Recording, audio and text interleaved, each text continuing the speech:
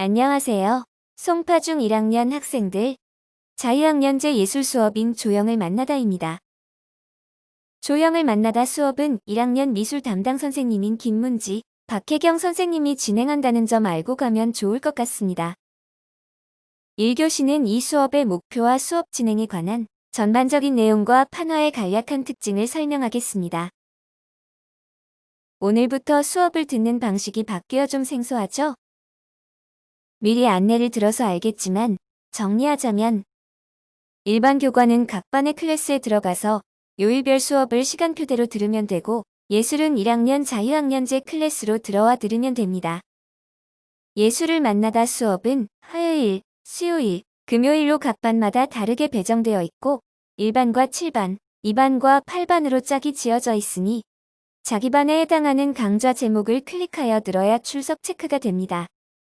헷갈리지 말고 1학년 자유학년제 예술 조형을 만나다 강의를 찾아 일주일에 2시간 수업으로 진행되니 유의하세요. 이 수업은 조형을 만나다를 신청한 학생들만 수강하시면 됩니다.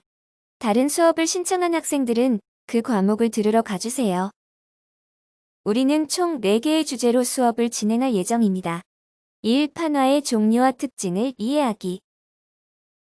2. 실내 디자인의 종류를 알아보고 투시도법을 이용한 나만의 방 디자인하기. 3. 투시도법을 활용한 풍경화를 이해하고 우리 주변의 풍경을 창의적으로 표현해보기. 4. 생활 속 조형의 아름다움을 감상하고 생활 속에서 미술의 아름다움을 느끼고 실천해보기 등의 활동을 할 예정입니다. 조형을 만나다 수업은 생활 속에서 조형을 만나다에서 착안한 제목입니다. 이와 같은 과정들을 통해 우리의 생활 속 예술과 조형미를 느껴보고 우리의 생활 속에서 자연스럽게 미술이 적용될 수 있도록 하는 것이 최종 학습 목표입니다. 첫 번째, 판화에서는 판화의 특징, 볼록과 오목 판화의 특징, 평판화와 공판화의 특징, 생활 속 판화 작품 제작해보기의 순서로 진행될 예정이며 두 번째, 실내 디자인은 개성이 나타난 방 디자인하기를 위해서 투시도법 배우기, 여러가지 분위기의 인테리어 작품 감상, 실내 디자인 작품 감상을 진행합니다. 세 번째, 실내 디자인에서 투시도법을 학습한 것을 바탕으로 풍경화의 특징과 구도를 배우고 직접 우리 주변의 풍경을 드로잉하고 채색해보는 과정을 해봅니다. 마지막으로 지금까지 했던 작품들을 감상하며 포트폴리오를 제작하는 것으로 마무리하겠습니다. 코로나로 인한 등교 수업 중지로 인해 온라인으로 수업을 진행하는 것을 기본으로 하고 오프라인 수업이 이루어지게 되면 다시 또 안내하겠습니다. 판화 수업의 목차와 개략적인 특징들을 설명하겠습니다. 판화는 우리 생활 속에서 가장 자주 보고 쓰는 미술의 영역입니다. 우리 생활 주변에 아주 빈번하게 사용하고 있는데 그것들을 정확하게 알지 못해서 우리 생활 주변에서 찾아볼 수 있도록 한번 알아봅시다. 첫 번째, 판화란 무엇인가? 두 번째, 판화의 특징. 세 번째, 판화의 종류. 네 번째, 판화 속 서명. 다섯 번째, 실생활 속 판화에 대해 학습해 보겠습니다. 첫 번째, 판화란 나무, 금속, 돌 등의 면에 형상을 그려 만든 다음 잉크나 물감 등을 칠하여 종이나 천 등에 찍어내는 그림입니다. 여러분이 아는 유명한 화가들의 판화 작품들을 한번 보세요. 첫 번째 작품은 피카소의 여인들을 찍어낸 석판화와 리놀륨 판화라고 하는 고무 판화입니다. 두 번째 작품은 실크 스크린으로 만드는 앤디 워홀의 마오쩌둥입니다. 판화는 다음과 같이 1. 간접성 2. 복수성 3. 독창성 4. 실용성의 4가지 특징들을 가졌습니다. 첫 번째, 간접성입니다. 종이에 직접적으로 그리는 그림이 아니라 다른 재료에 그리거나 새긴 후 간접적으로 찍기 때문에 간접성을 가집니다. 두 번째, 복수성입니다. 회화는 종이에 직접 그림을 그리기 때문에 한 장만이 생산된다면 판화는 판이 있기 때문에 여러 장 찍을 수 있는 복수성이 있습니다. 세 번째, 독창성입니다. 그림을 그리는 것도 독창성이 있지만 종이나 캔버스에 그리는 것과 달리 새기고 부식하고 찍는 과정이 있기 때문에 질감 표현에서 독창성이 생깁니다.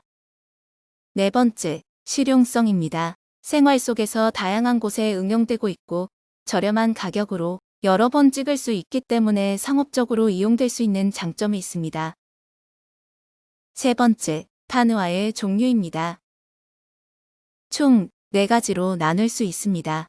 첫 번째, 볼록 판화는 도장에서 볼 수 있는 기법으로 음각, 양각으로 새기는 기법이고 여러분도 다들 한 번쯤 해봤을 겁니다. 두 번째, 오목 판화입니다. 오목 판화는 금속판의 형상을 긁고 새기고 부식하여 프레스기에 눌러 찍어내는 작업입니다. 지폐나 상표 인쇄에서 많이 볼 수 있어요. 세 번째, 평판화입니다. 평판화는 석판의 유성 성분의 재료로 그림을 그려내어 물과 기름이 섞이지 않는 특성을 사용하여 회화적인 느낌을 주는 기법입니다. 예시의 로트렉의 작품을 보면 그림이라고 해도 믿을 수 있겠죠? 네 번째, 공판화입니다. 공판화는 판에 구멍을 뚫어 그 안으로 물감을 넣어 인쇄한다고 생각하면 가장 쉽습니다. 가장 실용적인 것으로 스텐실이라고 생각하면 되고 예시의 앤디 워홀의 미키 마우스를 보면 될 것입니다. 판화의 종류를 간단히 설명했는데 이 그림을 보면 판이 찍히는 원리에 대해 더 잘 이해하게 될 것입니다. 볼록판은 판을 깎고 파서 볼록한 면에 잉크를 묻혀 찍어내는 기법입니다. 반면 오목판은 판을 깎고 부식하거나 깎인 오목한 면에 잉크를 집어넣어 기계로 눌러서 찍어내는 방법입니다. 그림에는 깊게 파져 있지만 실상은 스크래치 기법을 생각하면 그 얇은 틈 사이로 잉크가 묻혀져 눌러서 찍어내는 방법이기에 세밀한 표현에 의한 명암 표현이 쉽다는 것이 장점입니다. 평판은 평평한 면에 유성 재료로 그림을 그려내고 물을 바르고 유성 잉크를 발라 이 둘이 섞이지 않는 점을 이용한 기법입니다. 제일회화적인 효과를 낼 수 있다는 점이 장점입니다. 공판은 실생활에 가장 많이 쓰이는 기법으로 판에 구멍을 내어 찍는 스텐실과 실크 스크린이 있습니다. 판면에 따른 판화의 분류 이해가 가나요? 잉크가 닿는 면과 인쇄 방식의 차이를 다시 한번 비교해 보시길 바랍니다. 네 번째, 판화 속 서명에 관한 이야기입니다. 판화 속 서명은 화가의 오리지널 작품을 나타내는 표시라고 할 수 있습니다. 쿠사마 야에이의 호박, 호안미로의 작품에서 볼 수 있듯이 작품 밑에는 작가의 서명이 보입니다. 작가의 서명을 살펴볼까요? 120분의 45라고 써있죠? 이것을 에디션 넘버라고 합니다.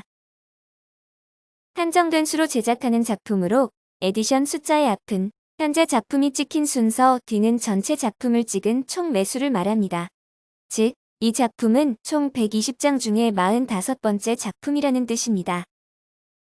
그 뒤에 A Pumpkin-YB라고 되어 있는 것은 작품명입니다. 펌킨 옐로우와 블랙이라는 뜻이겠죠? 그 다음 2004는 제작년도입니다. 그리고 마지막으로 써있는 사인은 작가의 친필 사인입니다.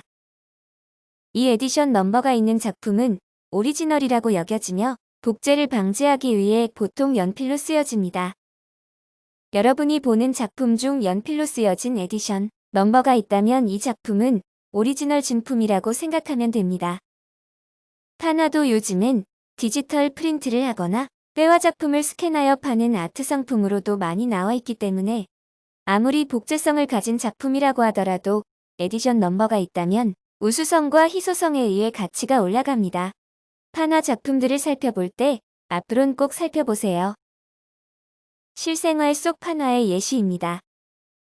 실생활 속 대표적인 볼록 판화는 누구나 갖고 있는 실용품인 도장입니다.